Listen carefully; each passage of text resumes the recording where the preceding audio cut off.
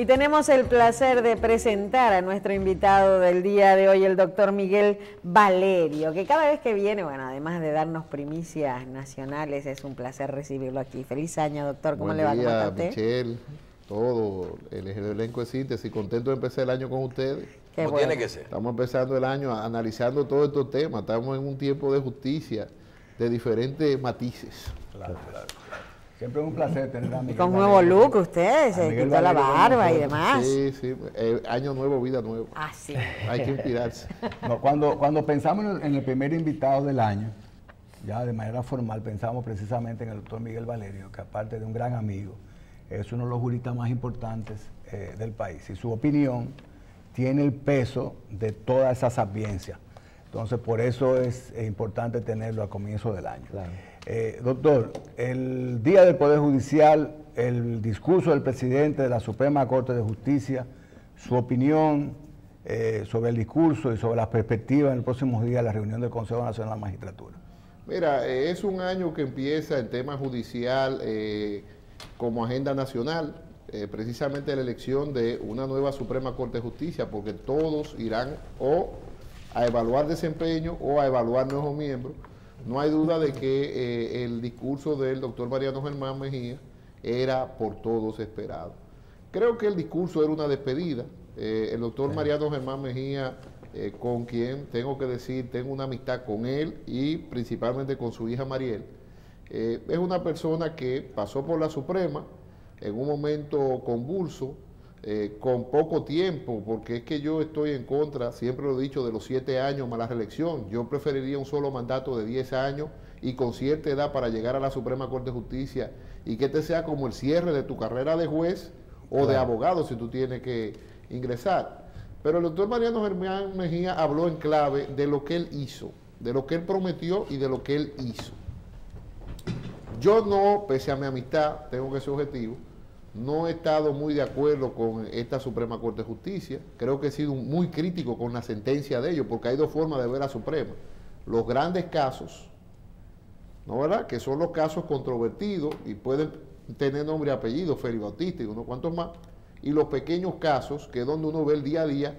Yo le he hecho crítica en lo particular a los jueces de que no ha habido una jurisprudencia importante en estos 7 años de Suprema Corte de Justicia. Eso es una pena, porque el legado de un juez no es un legado por la administración que hace el Poder Judicial. El legado de un juez por las decisiones que toma en casos complejos. Por ejemplo, la magistrada Miriam Germán, que usted la mencionaba con mucha lógica, debería repetir en la presidencia de la Suprema Corte de Justicia, por lo que usted dice, ha demostrado independencia. De la presidencia de la Suprema. En la presidencia de la Sala o de la Suprema. Ahora, la presidencia de la Suprema, es bueno que todo el mundo entienda algo. En la presidencia de la Suprema se critica mucho la conformación del Consejo, pero la presidencia de la Suprema es una designación política, es un gestor. Claro. Y ahí, obviamente, aquellos que van al Consejo Nacional de la Magistratura tienen que tener prácticamente una decisión unánime para que una persona ocupe esa posición. Tiene que ser una posición de consenso. Claro. Yo creo que la magistrada Miriam Germán es una técnica, pero ese consenso en ese consejo no lo va a tener. Yo estoy totalmente seguro de que el presidente Medina tiene un reto, porque quitar a Miriam Germán va a conllevar una motivación muy importante. O sea, ¿cómo tú le vas a explicar a la sociedad que la jueza más importante del sistema de justicia penal desde hace más de 20 años, tal vez el paradigma, Claro. y que viene mucho más subiendo ahí? Porque, por ejemplo, el magistrado Ignacio Camacho, que yo estoy diciendo y lo estoy diciendo que merece ir a la Suprema Corte de Justicia por lo liberal, lo independiente que es su criterio. Y lo estoy diciendo públicamente porque tiene obras, es un profesor universitario. El magistrado Cano, por ejemplo, también, que está en la Corte de Apelación. Hay muchos jueces que vienen atrás de Miriam Germán, pero vienen atrás de Miriam Germán. Ahora, Miriam Germán, la magistrada Miriam Germán, ahora hay un proceso... Michelle, déjame, para decir unos de los casos de Miriam Germán, uno de los casos de Miriam Germán. El caso de cuando se prohibía la fianza, y fue un caso controversial, porque nadie quería que Ramón Bay Figueroa saliera de la cárcel. Y yo incluso era abogado en contra de Ramón Bay Figueroa. Y la magistrada Miriam Germán, en una teoría que yo la había enamorado, o sea, yo creo que habían leyes en las cuales la prisión era de pleno derecho, la prisión preventiva. Y la magistrada Miriam Germán lo declaró inconstitucional, por decir un caso. Ahora el caso de Blas Peralta, por ejemplo, donde yo sí era abogado de Blas Peralta. Un voto disidente es un caso controvertido que ella decía que no era asesinato. Entonces, eso, y yo perdí el caso. Y el mismo caso de Brecht, donde ella revocó la prisión preventiva. Entonces, es una jueza con un criterio técnico. La revocó de forma motivada, criticando entonces la investigación del Ministerio Público, que ahora la vamos a evaluar en estos días. Entonces, al final de cuentas, cuando usted ve el compendio de un juez, Michelle, no es la gestión que haga. La gestión, yo soy muy partícipe, y tú eres administrador de empresa, Michelle, de que el Poder Judicial debería tener un cuadro de administradores y de ingenieros industriales agilizando los procesos. Pero un juez lo que tiene que dedicarse a dar sentencia. Entonces, esta Suprema Corte de Justicia brilla por su ausencia en sentencias de principio.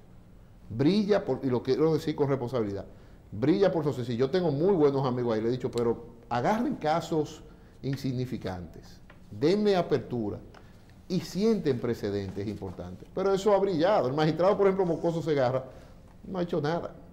Y es un académico. Mi amigo Hirohito Reyes, son sentencias muy nimias las que han dado. Y he hablado con ellos personalmente. Yo, señores, agarren caso y fallen. El magistrado Franzoto, que amigo mío también. Señores, hay que fallar, porque el tema de la gestión es una cosa que se le critica mucho a Mariano Germán, la gestión que hizo en la Suprema Corte de Justicia, pero ese es un punto. Es bueno aclarar, Miguel, porque tu lenguaje es técnico, es un programa especializado, pero claro, tenemos un público no especializado y queremos suplir. La sentencia de principio, explícanos brevísimamente de qué se trata una sentencia de principio y qué significa una sentencia de principio en el rol unificador de la jurisprudencia que debe tener la Suprema Corte de Justicia. Mira, esa palabra que tú dices, rol unificador, me acuerdo cuando el recurso de casación cumplió los 100 años, que hubieron unas celebraciones importantes en la República Dominicana y hubieron varios artículos sobre el concepto unificador de la jurisprudencia. El tema de sentencia de principio es sentencias que marcan unos precedentes mediante los cuales los abogados, al tener casos similares, sabemos, mediante lo que se denomina seguridad jurídica, más o menos la solución. ¿Cuál sería la solución del caso? Predecir y poderle dar una orientación a una persona. Mire, en este caso podría pasar esto porque hay esta sentencia. Ahora, cuando usted revisa cualquier situación jurídica, se da cuenta que hay sentencia contradictoria. Dictada por la misma sala, ni siquiera Suprema, sala. Sentencia además de contradictoria, sentencia que no definen conceptos. Por ejemplo, ayer ocurrió algo muy penoso en el edificio de la Suprema Corte de Justicia, que fue una forma de protesta del Falpo de lanzar excremento a la sede del Poder Judicial, porque esa es la sede del Poder Judicial, y efectivamente ahora mismo se discute si eso puede estar en el marco de dos leyes. Una de arrojar despojo a la vía pública, que es la ley 20-99, o el artículo 374.13 del Código Penal que está vigente. Entonces, a mí sí me interesaría una sentencia donde un juez me diga, en situaciones como esa, cuál de las dos situaciones, cuál sería la solución. Entonces, esas son sentencias de principio. Y eso es lo que define un juez. Un juez norteamericano, por ejemplo, que evita vitalicio, le dicen, no, el legado de él estuvo en la sentencia tal. Porque ahí fue que ese juez motivó su posición. Y muchas veces hasta con voto disidente. Claro. Entonces, esas cosas yo no las vi en esta Suprema Corte de Justicia. Sí. Así es. Michelle, si hiciéramos una retrospectiva, Supremas anteriores y la Suprema actual, ¿podemos decir que hemos avanzado en los últimos años en materia de justicia? Independientemente de esos argumentos que usted ha presentado que son válidos. Mire, pero en sentido general. A final de año pasado, en la bolsa de Estados Unidos, se daban los picos, subían y bajaban de un día a otro. La Suprema Corte de Justicia y la justicia en sentido general de la República Dominicana, no podemos decir que ni ha avanzado ni ha retrocedido, sino ha seguido su curso normal. Tiene picos. Subió con Subero, lamentablemente bajó con el magistrado Mariano Germán Mejía. Y generalmente la baja acontece después de la mitad del mandato. Porque el magistrado Mariano Germán Mejía, cuando inició con un prestigio, claro, y dio en ese momento pautas interesantes. Por ejemplo, aquí nunca se había sometido penalmente a un juez. Y la administración del magistrado Mariano Germán Mejía lo hizo. Un consejo disciplinario que... ¿Lo de Aguilda? Exactamente, un consejo disciplinario que yo he tenido muchas críticas, por eso me doy el lujo de poderlo decir, porque defiendo a jueces a diario. 39. Porque por decisiones un juez está siendo sometido, y ahí yo creo que el magistrado María Ángel Mejía, que tenía una visión correcta de que si hay una falta hay que someter disciplinariamente al juez, creo que se excedió y a veces por simple fallo, dentro del marco de la ley los jueces eran sometidos, y eso nosotros lo vimos también. Entonces, una Suprema tiene luz y sombra, pero si tú me dices hemos avanzado, bueno, yo tuve la oportunidad, porque la gente cree que yo soy un abogado de este tiempo. No fue así, yo me gradué en el año 97 y durante los primeros 4 años ejercí materia penal, como yo digo, de florecita roja de propiedad intelectual. O sea, yo iba a la materia penal, pero por derecho de autor y otro tipo de situaciones que me interesaban en aquel momento. Aquella justicia que me tocó vivir a mí, que fue primero como paralegal el final de la era Contín, donde había una inseguridad jurídica terrible, porque eso fue ya un señor, el señor Contín, que tenía un prestigio ganado en su momento, ya tenía 89, 90 años, no estaba en una situación, y todos los jueces de la Suprema tenían una edad, salvo el magistrado Amadeo Julián, muy mayor. Entonces uno notaba el deterioro de la justicia que siempre se da. Sí. Se da al final, yo no sé por qué. 97 entra el magistrado Subero, a mí me tocó ejercer con esa Suprema. Pero solamente con las reformas legales del Código Procesal Penal uno nota un cambio en la justicia. Aquí los casos terminan. Antes los casos no terminaban. Yo cerré hace 2 años un caso que yo tenía 16 años con él, en materia penal. ¿16? 16 años. Sí, sí. Transamos. Un caso que terminó con un acuerdo transaccional. Transamos. Claro, no, pero es una forma de terminar el pleito. Pero se transan o se mueren los clientes. O se mueren los clientes, pero eran de esos casos que venían del antiguo proceso, que se dictaron inclusive sentencia en contumacia, que se presentó la persona años después. O sea, de esos casos que son así. Entonces, hoy día la justicia termina los casos. Sí. Ahora, ¿qué ha pasado con la justicia? Que aquí no hay independencia judicial. Es una mentira. Que un partido político, eso también es verdad, representado lamentablemente por un amigo mío en lo personal, muy en lo personal, que es el doctor Leonel Fernández, trazó una justicia que ha sido muy criticada. También es verdad. O sea, tampoco vamos a hablar mentira, ¿no? Pero, ¿por qué? Porque el sistema que ellos han creado se contradice a sí mismo. Pero yo escuché una entrevista de Hipólito Mejía ayer, que yo invito a gente que la vea en las redes sociales, y dice que ¿usted cree que la política debiera cambiarse la forma de elección del sistema? No, eso tiene que seguir igual, lo que tienen es que ser independiente. Pero tiene que ser igual. ¿Cuál es tu opinión? ¿Tú crees que el presidente Mejía, por ejemplo, que tengo un lazo de amistad con la familia del presidente Mejía, tuvo un tema? Él llevó a Romero Confesor a la Suprema Corte de Justicia, en la justicia de Subero, y no hizo un mal trabajo. O sea, yo no sé exactamente si es la persona o el sistema. Ahora, 7 años, Michelle, en temas judiciales, 7 años en temas judiciales, no es nada. Ahí sí no es nada. ¿Tú sabes por qué? Y te lo voy a explicar. A diferencia de lo que ocurre con el Poder Ejecutivo, el juez sí necesita una memoria histórica. Y es bueno que el periodo judicial de un juez de Suprema, para que se mantenga una misma doctrina, dure 14, 15, 20 años. Esa es mi teoría muy particular, ha sido siempre. Yo no creo en ese 7, me relijo y vuelvo.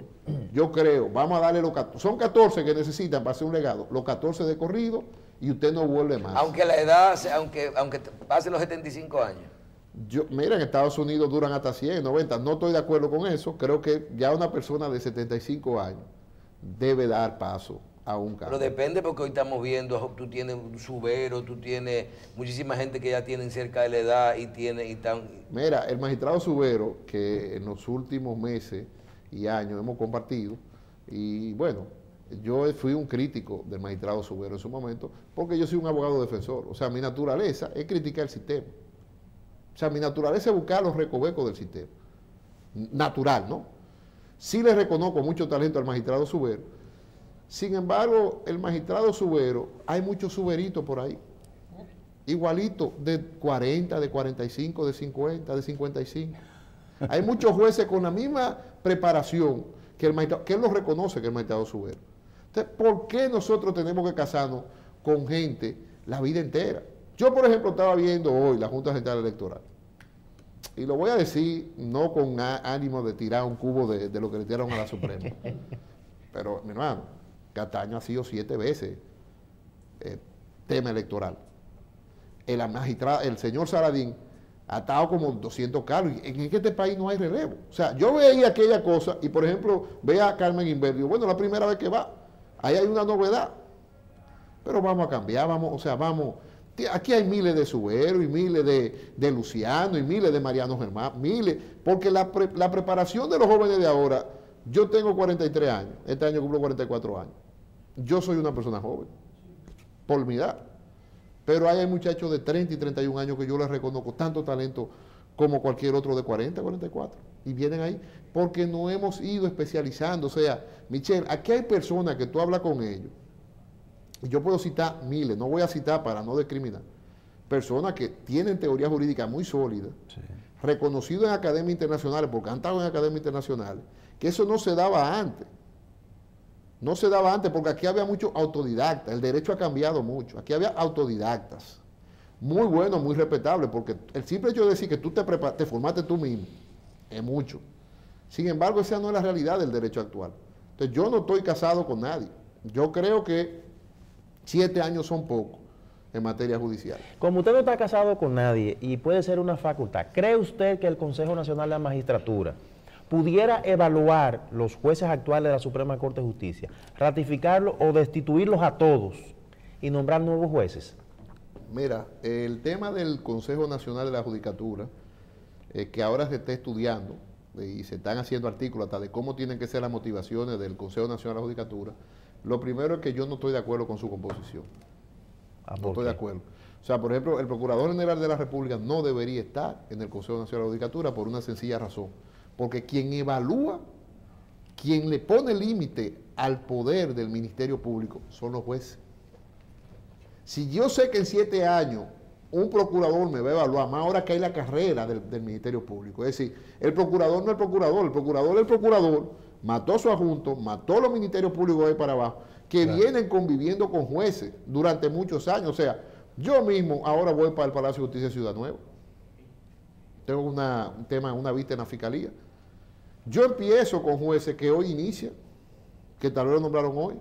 Nos vemos todos los días, compartimos. A veces uno lanza una tesis en un tribunal, te la rechazan. Otro día te la cogen. Tú eres amigo de un amigo tuyo y se habla. O sea, porque hay una confraternidad. Entonces, yo no entiendo que un ministerio público debería evaluar a un juez. Ese es un caso. ¿Cuáles son los demás casos en los que tú no estás de acuerdo? Yo no estoy de acuerdo con el método de evaluación, en el sentido de que, por ejemplo, cuando usted está viendo las evaluaciones, usted está viendo evaluaciones academicistas. O sea, ¿qué es el derecho penal? O sea, como que yo me siente mañana, tengo 20 años, cumplo el año que viene dando cátedra en la universidad, me preguntan qué es el derecho penal. Claro. Eso no es serio. Mira, yo gocé mucho una entrevista y a un amigo mío, al señor Ayuso, cuando fue al Constitucional, cuando le preguntó el señor Paliza por una cosa que él manifestó en Twitter sobre el tema de la reelección. Entonces, yo creo que las preguntas tienen que ser más de principio. ¿Qué vas a evaluar a un juez que tiene la vida entera siendo juez? Que viene una corte de apelación. ¿De qué tú vas a evaluar a un juez? O sea, yo creo que hay que... Mira los parámetros que yo daría. Primero, la edad. Yo entiendo que una gente de menos de 50 años no debería ir a la Suprema Corte de Justicia. Esa es mi posición. 50 años. ¿Para qué? Que no podría tener un tiempo menor de 10 años para que agote su carrera. Pero aquí hay gente que ha subido con 43, 44, que son muy buenos. Que tal vez el tema de la edad, usted me dirá, bueno, pero eso es muy conservador. Sí, pero que la Suprema Corte de Justicia tiene que tener memoria histórica. Y el tema de elección es una hipocresía, porque al final de cuentas sabemos que hay un consenso. Entonces, ¿cuál es la participación de los jueces en el Consejo? 2 jueces, cuando son ellos mismos jueces. A mí me gusta mucho el sistema colombiano, donde quien elige sus sustitutos son los mismos jueces, que ya se van. Y que al que lo ponen ahí sabe muy bien que no debe agradecimiento, porque ese juez prácticamente cuando sale ahí ya se va retirando. Entonces, ese es el tipo de sistema que yo quisiera ver. Y el Consejo, al día de hoy, fue un avance, se lo quitaron al Congreso, pero sin embargo en Estados Unidos, ¿quién evalúa el Congreso? Y es la mejor justicia del mundo. Entonces, tú no puedes decir que el método de elección es lo más pulcro que hay. Claro, Miguel, luego de esta conversación sobre estos temas generales de vital importancia, queremos ir a algo más terrenal, un poquito más terrenal. Porque sobre la base de esos casos sonados, las personas se forjan un criterio con respecto a la calidad de la judicatura. Tenemos el caso de un cantante de música urbana, ¿cómo que se llama? Omega. Peter de la Rosa. No importa cómo se llama el individuo, sino el tipo de decisión. Es un individuo condenado por violencia de género, creo que fue, ¿verdad? Era un reincidente, que violó su libertad condicional y fue reapresado para que cumpliera la totalidad de su pena, que creo que era 5 años de prisión, su condena firme. Por orden de un tribunal. Por orden de un tribunal, en firme ya. 5 años de prisión, usted tiene la libertad condicional, usted no le ha cumplido las condiciones, a cumplir la totalidad de su pena. ¿Cómo es posible un habeas corpus en esa coyuntura? O sea, ¿en qué se ha violado el derecho fundamental de ese señor? O si ¿por qué la prisión en todo caso podría ser ilegal o irregular para que él se ampare un habeas corpus que le restituya un derecho que le han violado? Explícanos eso para ver si lo entendemos. Mira, ese es un caso muy penoso para la justicia dominicana.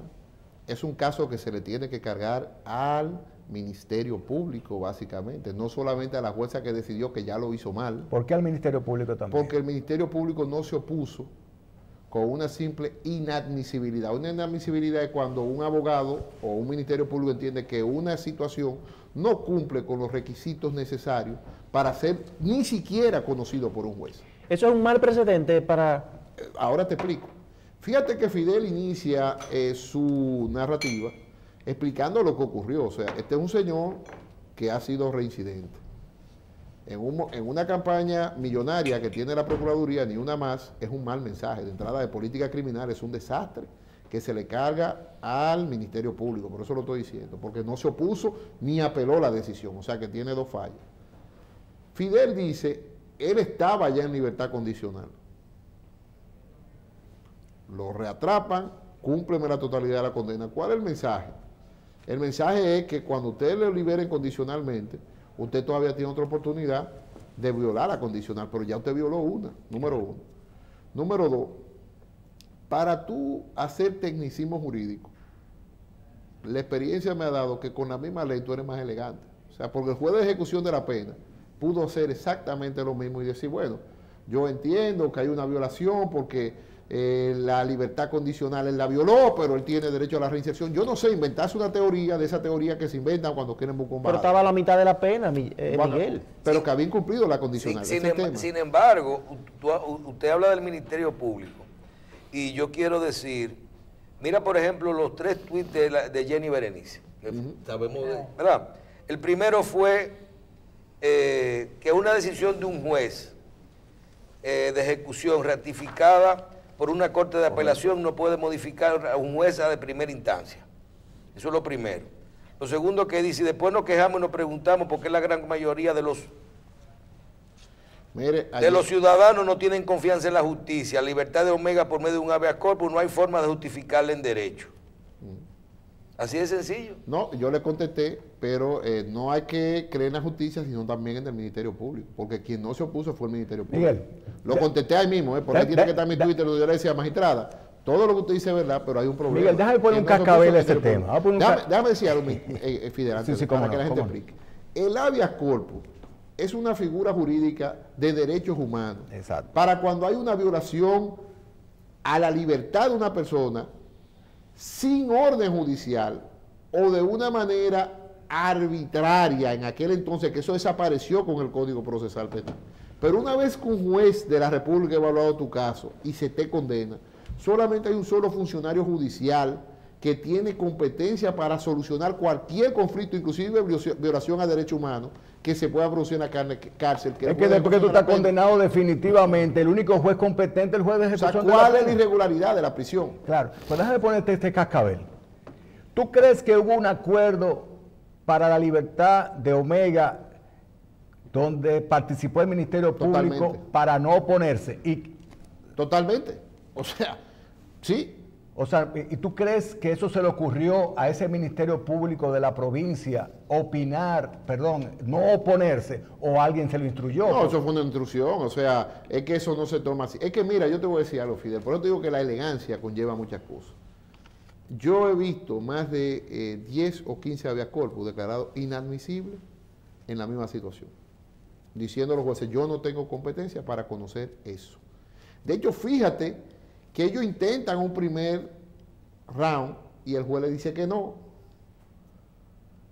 ¿Qué cambió en una semana? El magistrado Eduardo de los Santos. Ajá, ¿y qué cambió en 1 o 2 semanas para ahora decirle que sí? ¿Cuál es la diferencia? Entonces, mire, Fidel, el problema es que en un tema ¿Y no será que había mucha presión, que a veces también hay mucha presión social? No. Mira, lo del caso de Jenny Era Berenice, presión social adversa. lo del caso de Omega. Presión social Bueno, adversa. pero justifícamelo de otro punto de vista, que la justicia tenía mucha presión de la gente de soltarle a Omega. Porque No, todo lo contrario. O por ejemplo, lo que puede pasar ahora, con los señores de la fundita, todo el mundo quiere que lo suelten.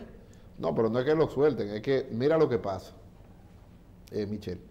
Es que si la ley esa es la ley. Si la ley dice que son de 3 a 10 días, en ambos casos de lo que hay ahí, ¿cómo usted salta que aquí hay una asociación de malhechores cuando lo que se comete un solo ilícito? Entonces yo digo con mucha propiedad que el Ministerio Público no se cansa de generar expectativas falsas en la sociedad. Porque él se puede parar y decir, señores, yo quería pedir prisión preventiva contra los señores, pero la ley no me permite eso, lo que me da la ley es esto, ha sido un hecho execrable, pero piden prisión preventiva. Sobre todo execrable. Execrable, así, no, totalmente. Execrable. O sea, tú dices, pero ¿cómo al Ministerio Público le falta educar? Mira el caso de Emily ahí, en San Francisco de Macorís. Oh, pero yo tuve que salir, primero a defender a la abogada Ingrid Hidalgo, que es amiga mía y amiga de todos nosotros. Hizo una excelente defensa. Y te voy a decir algo, el veredicto del tribunal, una semana antes, con mi estudiante de segundo año en la universidad, nosotros dijimos que iba a ser ese. Analizamos el caso, lo cogimos como tema de estudio porque estábamos analizando precisamente el aborto en esa cosa. Decimos, míralo ahí, o sea, ¿cuál es el problema? Bueno, el juez falló en torno a lo que dice la ley. Y es verdad, en países hay otro tipo de leyes para ese tipo de casos. ¿Dónde está la modificación del Código Penal? Dame aprovechar esta coyuntura de tu presencia para tocar ese aspecto del caso Emily. No importa cómo se llama el caso, sino los hechos en sentido técnico. Que por cierto, que yo, Ingrid Hidalgo, que es mi amiga, la quería invitar a la universidad que diera una cátedra de cómo se hace una defensa. Porque por más horrendo que sea el caso, hay que entender que el penalista, ese es su trabajo. Es verdad. El pecador necesita que el perdón. Y se quisieron comer a la abogada, a los jueces que dieron una motivación, Michelle y Fidel, que cuando uno escuchó la motivación, todo el mundo quedó convencido y dijo, bueno, mira, puede tener la razón o no, pero aquí fue en base a lo que le enseñaron. Nosotros tenemos un criterio muy particular con respecto al caso de la especie, pero no queremos meternos en eso, sino en este aspecto, Miguel, que es más de principio.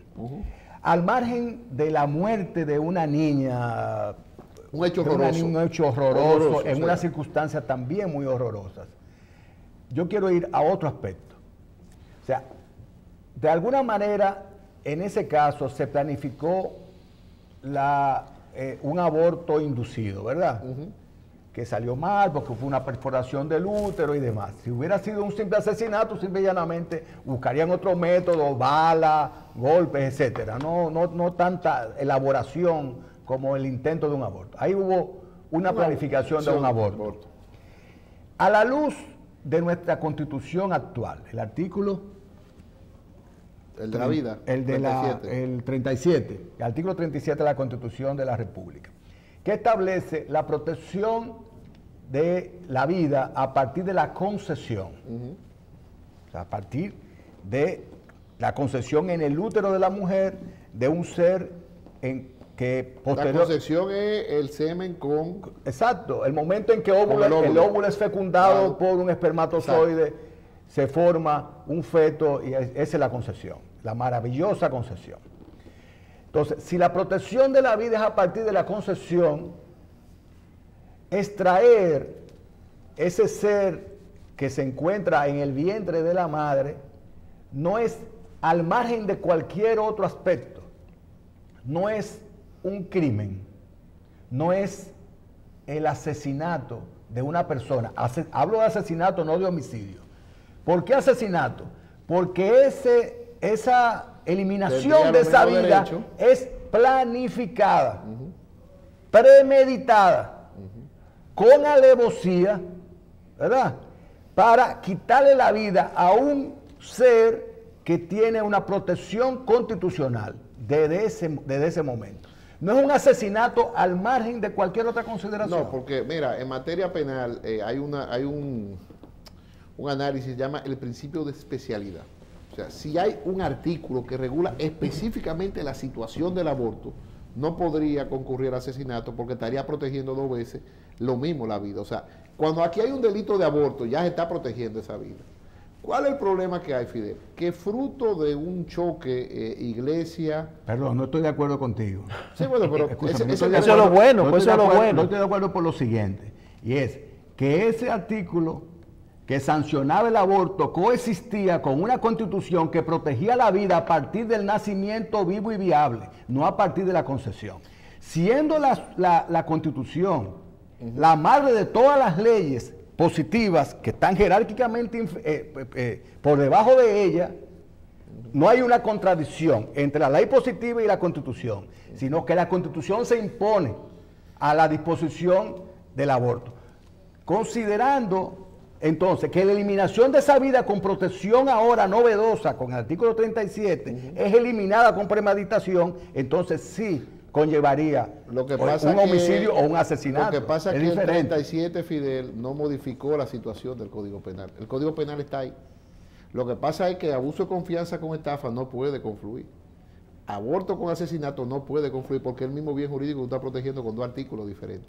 Entonces, no estoy de acuerdo. Ahí hay un tema, pero esos son los debates que tendrán en la Corte de Apelación. Al final de cuentas, lo que te quiero decir es que lo que sí los dos estamos de acuerdo es que el Código Penal hay que modificarlo. Claro. Y que no podemos seguir transitando con 70.000 tipos de infracciones que en todos los países del mundo tienen otra tipificación. Por ejemplo, tú hablaste de la alevosía. Aquí no hay tipificación de la alevosía. No existe. ¿Qué es la alevosía? Matar a una persona con saña. Es decir, si yo te mato de un disparo y yo agarro un bate con clavo y te mato, te doy 70 veces, tiene exactamente la misma sanción y no debería ser. No debería ser, pero eso está así. No hay alevosía aquí. Eso no lo agrava. Sí hay premeditación, pero la premeditación sí. Sí, pero la premeditación como tal, ahora en la reforma del Código Penal hicieron algo correcto, lo pusieron como una agravante generalizada. O sea que eso que porque se daba... la premeditación prácticamente está de que tú planificas cualquier delito. Eso que se daba antes de que a una persona, si se defendía, por ejemplo, en un intercambio de disparos, sí, y una persona le daba 2 tiros al otro y lo mató. Entonces decían, bueno, se estaba defendiendo, pero si le descargó el cargador 13 tiros, 15 tiros, no, ahí hubo alevosía. Exactamente, sí, pero aquí no ha existido la alevosía nunca. Ahora hay una que se llama acto de barbarie en el Código Penal, que lo han querido asimilar a la alevosía, pero que no tampoco configura lo que es la alevosía, que es la hazaña con que tú cometes un crimen. Eso no existe en la República Dominicana, en ordenamiento jurídico. Miguel, pero volviendo al tema de Omega, ¿no constituye eso un mal precedente para la justicia? Claro. Porque ahora todas las personas que estén condenados... No, yo mandé ese mismo día a que todo el mundo, todos los presos solicitaran habeas corpus. Claro. Sí, todos. No puede haber discriminación. Claro, porque tienen los mismos derechos. Tienen los mismos derechos que él. Entonces, ve los problemas de una decisión así. Todos. Bueno, mira. Omega puede haber creado una jurisprudencia, un precedente. Exacto. Que suelta a todo el mundo. De ese tipo de índole. Porque aquí hay un juez de ejecución de la pena para eso, que lo que no mide, el juez de ejecución de la pena no evalúa la pena en sí. Eso no lo evalúa el juez, porque fíjate tú, esa jueza, indirectamente, por más que me han querido hablar de que la técnica diferenciada, todo ese tema jurídico que han dicho ahí, pero esa jueza se metió en el fondo de una sentencia definitiva, claro, sin tener competencia. El único que tiene competencia para decir, mire, yo entiendo que usted se ha comportado adecuadamente en la cárcel, y que usted merece un chance, el juez de ejecución de la pena. Pero tú sabes por qué el juez de ejecución de la pena tiene esa competencia, Michelle. Porque el juez de la ejecución de la pena sí tiene un rol activo, va a las cárceles, ve las condiciones de los presos, analiza, tiene un récord mensual, o sea, eso existe. Pero un juez de habeas corpus no está hecho, no es su naturaleza. Y ahí yo le decía que todos los presos que vieron al juez fumar ese día, o que vieron que el juez se molestó por algo que no tenía que ver con su caso. Lo peor del caso, Miguel, que esa decisión creo que es firme porque nadie la recurrió. No, que no la van a apelar, se anunció. Y creo que no podían apelarla porque no le fallaron en contra del Ministerio Público. No tendría derecho, pero acuérdate que en materia de habeas corpus, el dictamen del Ministerio Público no es vinculante. O sea, que pudo haber apelado, pero no lo hizo. Pero no lo hizo. Ratificando su posición de que parece que estaba de acuerdo. No, un acuerdo. Miguel, toda sentencia de habeas corpus, conforme el artículo 384, es ejecutoria, aún por defectos formales. Sí. Sin embargo, el artículo 71 de la Constitución dice que el habeas corpus es para temas de violación a derecho a libertad o amenaza de manera preventiva. Exactamente. A todas luces es una decisión inconstitucional. ¿Pudiera el juez de la ejecución de la pena correspondiente revocar esa decisión? Mira, es una pregunta del $1.000.000. Desde mi óptica no. ¿Y quién la va a poder apoderar? Exacto. No, y técnicamente no podría porque aquí hay un tema. Si bien es cierto lo que hizo el juez de habeas corpus lo hizo mal, es decir, no hay duda de que eso tuvo, por más que me lo quieran explicar en chino, en japonés y en coreano. Pero mal, lo hizo. Lo hizo, ya hay un fallo. Ese fallo tiene una vía de recurso. Esa vía de recurso sería la cosa. Ahora, ¿quién pudiera tener competencia? Porque es otra cosa interesante. Para apelar ese recurso. En ese caso, víctima podría ser la sociedad completa, porque ya es una sentencia ejecutoria. La víctima como tal desaparece, porque es lo que dice este señor, pues cualquier víctima potencial, porque esa es la parte que no se ha estudiado victimológicamente de ese problema. Un colectivo de mujeres, por ejemplo, pudo haberse presentado ahí. No lo hizo, pero pudo, tenía competencia, porque en el habeas corpus, puede opinar, parecería que todo el mundo, porque no es una discusión de fondo ni de competencia, un tema de una persona que dice lo que tú dices, o se le amenaza su libertad, o hay una violación de un derecho fundamental. Ahora, la violación del derecho fundamental no es después que hay una sentencia definitiva. Claro. Eso no es así. Y además la víctima es dueña de la acción civil dentro del proceso penal. Quien ejerce la acción penal en el proceso en sí es el Ministerio Público de Representación de la Sociedad, y no lo hizo. Y como tú dices, esa decisión se va a quedar ahí. Ahora, todo el que tiene dos dedos de frente y sabe un poquito de derecho, sabe que no tiene un sustento jurídico. Lo que se pide, no es verdad, humildemente, que Omega no vuelva a cometer otro desastre de eso. Ya llegó 45 minutos tarde a la primera cita. Bueno, pero eso es tema ya comercial. Yo digo que no vaya a darle a otra mujer porque eso va a traer un problema pero quiero decir, grave. No está derechito. Sí, ya pero llegó parece tarde. que lo están fondeando bien, porque ya lo vi que lo fueron a buscar. Tenía ropita, tenía prenda. No, lo que pasa es que, mira, le dieron un vehículo, lo pusieron a repartir juguetes y está quebrado. Ese género de música deja dinero. O sea, te dicen que el músico que más picó en Navidad. Miguel, el caso de Brecht, el caso de los supertucanos, ¿cómo van? Mira, el caso de Brecht entra en una parte interesante, porque ya la fase de incidente, el juez decidió acumularse muchos incidentes, se hicieron los recursos de oposición sobre los incidentes que falló inmediatamente, las recusaciones han sido todas falladas, y ahora, como se le dijo al juez en diciembre, magistrado, dado que efectivamente ya es definitiva esa sentencia, todos necesitamos un plazo para prepararnos, para conocer de la acusación y trazar una estrategia acorde con lo que ocurrió, que hay incidentes que usted se acumuló, que ya no tendríamos que trabajar esa prevención otra vez. Y el día 23 de este mes inicia ya el conocimiento del fondo de la audiencia preliminar, donde se va a ver si la acusación tiene mérito o no para ir a un juicio de fondo, y donde cada parte va a plantear ya temas sobre la forma en que se tomaron la prueba, temas sobre la calificación jurídica que se le dio a los hechos, temas sobre los hechos en sí, si no tiene ninguna conexión con lo que se está discutiendo. Miguel, es un absurdo pensar en un acuerdo económico en esta etapa del proceso en el caso de Brecht. Mira, esa pregunta la hemos discutido varias veces, y sabes muy bien que yo soy pro acuerdo en todo estado de causa. O sea, el caso mío es paradigmático. Yo entiendo que una gente que la condenaron en primer grado pudiera perfectamente hacer un acuerdo en la corte. ¿Sí? Para mí en cualquier estado de causa un acuerdo es bueno, porque fíjate de que hay penales abreviados, inclusive tácitos, en el juicio de fondo. O sea, a diario uno ve gente que reconoce los hechos, inmediatamente se decide la situación. Pero el tema del acuerdo económico es algo que ahora no se está discutiendo, pero efectivamente sí, en cualquier estado puede haber acuerdo, aunque todos estamos partiendo de que vamos a hacer una defensa buscando inocencia. ¿Tú le recomendarías a tu cliente que llegue a un acuerdo económico en el caso de Tú sabes que yo no discuto la estrategia mía de caso. Por ahora nosotros estamos muy firmes de que vamos a pedir un auto de no lugar. Esa es nuestra posición. Creo que el discurso que vamos a hacer va a ser interesante porque sí hemos detectado más de 500 errores en la acusación. El juez dio 5 días para que dijéramos cuáles son esos 500 errores, en el caso de nosotros, y nosotros esos 500 errores efectivamente se los vamos a reclamar al juez para que el juez irradie eso de la acusación y tendrá que dar un auto de no lugar. Esa es nuestra posición sobre el caso.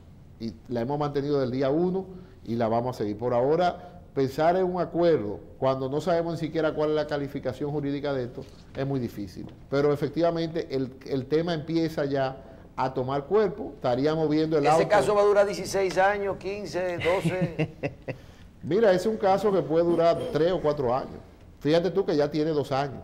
¿Ya tiene 2 años? Sí, empezó en diciembre del 16. O sea, nosotros fácilmente para las elecciones del 24 todavía estamos en Odebrecht. No tanto, no creo, porque una vez es que la etapa más compleja son ahora la investigación, la audiencia, o sea, todo el que sabe derecho, ¿no? Otra cosa es lo que la gente quiera ejecutar a una gente. Sabe muy bien que lo más difícil es la investigación, eso toma mucho tiempo. Exacto. Y la investigación tiene unos plazos dependiendo de si una gente entra en prisión preventiva o no. Luego la audiencia preliminar toma su tiempo también, porque la audiencia preliminar, en un caso de tanto volumen de pruebas, tú tienes derecho a criticar cada prueba. Cada prueba, o sea, ese es el rol de ahora. Luego el juicio de fondo, interrogando a todos esos testigos, también va a durar un tiempo. Estamos hablando de que ahí hay más de 500, 600 testigos citados. Creo que hay, si van todos, que no irán, pero si van todos, eso toma tiempo. Entonces, estamos calculando que el juicio de fondo podrá 2 años fácil. Doctor, cogiendo un esquema de trabajo, Michelle, que todos los abogados se lo van a pedir a los jueces, pues yo no solo tengo Odebrecht, ni todos tenemos Odebrecht. Entonces, para evitar que haya aplazamiento de audiencia, ahí se va a tener que calendarizar. Claro. Ahora, por ejemplo, yo estoy cómodo, porque son 5 días lo que yo tengo que ir. Esos son mis 5 días. Esos 5 días yo tengo que ir porque yo no tengo que ver la exposición del otro imputado. Pero en el juicio de fondo no, porque en el juicio de fondo tenemos que ver qué dice cada persona que va a ir.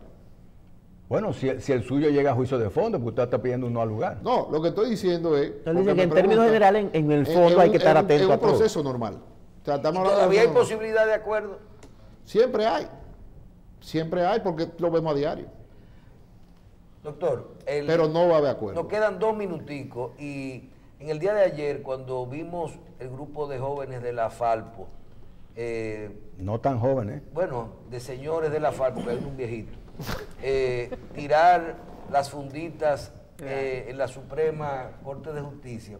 Nosotros decíamos, cuando escuchamos sus argumentos, temas de corrupción, de justicia, ¿por qué la justicia, ellos dicen que es lo que es? Yo decía aquí, tal vez no me supe explicar, que la gente no conoce bien el tema de las instancias, las instancias de los procesos, qué tiempo uno tiene. Y todo el mundo en la calle, en las redes, sigue hablando que no, que aquí la justicia es para los pobres, que aquí no es para... Yo le quiero preguntar a usted, aunque uno conoce un poquito la respuesta, pero que le explique un poquito a la gente, ¿en qué medida un buen abogado, un buen equipo de abogados, y el tener todos los recursos, no solo económicos, disponibles, hacen que tu defensa y que tu caso sea más largo y que tú tengas más posibilidades de estar suelto? Mira, ahí entra muchas cosas. El tema de organización judicial del proceso, o sea, el Ministerio Público en su acusación que dice, si va a llevar 20 gente, ya tú sabes que es un proceso que son 20 gente solicitando cosas. Luego también hay mucho error y defecto en notificaciones, ¿entiendes? Que pasan a diario. Luego también hay testigos que se enferman, que no pueden ir, que tú lo quieres escuchar, hay que aplazar. Luego también hay abogados que pueden confluir ese día a 2 audiencias, puede estar una al lado de la otra, pero yo no puedo estar en 2 lados, y él tiene derecho a su abogado. Luego también hay, o sea, si tú me pones a mí el catálogo de incidentes que uno tiene en proceso, serían interminables porque todos los días surgen. Ahora, ¿cómo usted puede llevar un proceso rápido en ese tipo de casos? Un caso, por ejemplo, como ese, donde el hecho fue que lanzaron excrementos fecales y que yo entiendo que eso si lo van a someter por una contravención juez de paz, el juez de paz tendría que, el juez de la instrucción tendría que decir que es incompetente para conocer eso. Claro. O sea, eso es lo serio, sí, bueno, que vaya para el juez de paz. Es un caso que se puede llevar rápido, porque esos son hechos que están ahí. Que es una contravención de 3 a 10 días. O sea, eso Quizá no, una multa Y ya tienen 2 días presos. no es relevante, ya tienen 2 días presos que se le cuenta. O sea, espérate, que yo creo que ustedes no pueden desinformar. Y ustedes me están diciendo a mí que yo puedo llenar una funda de pupú y tirársela a quien sea, y a mí, a quien sea, en su casa, en una institución, y a mí lo que me tocan son de 3 a 10 días. A quien sea, no, espérate, depende. Aquí viene el depende. Pero el peor es la Suprema Corte de Justicia. No, espera. ¿Por qué? Porque si ya una persona física y tú le causas algo, puede entrar en golpe y herida, ¿entiendes? Claro. Cambia.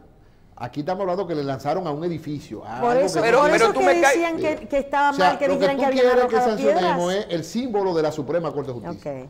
Y hay una ley de símbolos, pero la intención de ellos no fue lanzarle a la bandera. Pero a un carro, por ejemplo, que yo digo a ti, ahí va una mujer, un hombre despechado que agarra a una mujer, le tira 3 fundas de eso en el carro, es de 3 a 10 días.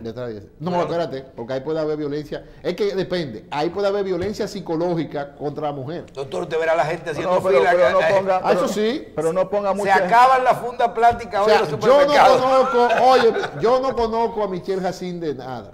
Y yo voy a hacer una crítica por un comentario. Y lancé excrementos fecales aquí en síntesis.